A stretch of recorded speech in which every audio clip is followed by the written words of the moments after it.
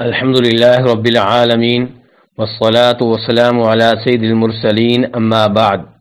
ایک بہن سوال کرتی ہیں کہ کیا شعبان کے مہینے میں لوگوں کے اعمال اللہ کے سامنے پیش کیے جاتے ہیں؟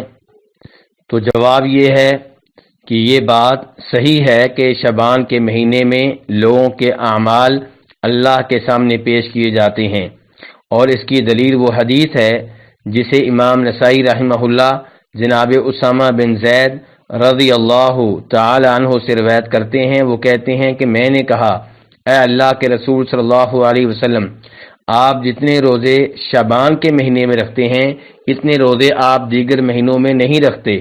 تو آپ نے کہا، یہ ایسا مہینہ ہے جس میں لوگ غافل رہتے ہیں، یہ رجب اور رمضان کے بیچ میں آتا ہے اور لوگ اس میں غفلت کا مظاہرہ کرتے ہیں، اور یہ ایسا مہینہ ہے جس میں لوگوں کے اعمال اللہ کے سامنے پیش کیے جاتے ہیں۔ تو میں چاہتا ہوں کہ جب میرے اعمال اللہ کے سامنے پیش کیے جائیں تو میں روزے کی حالت میں ہوں۔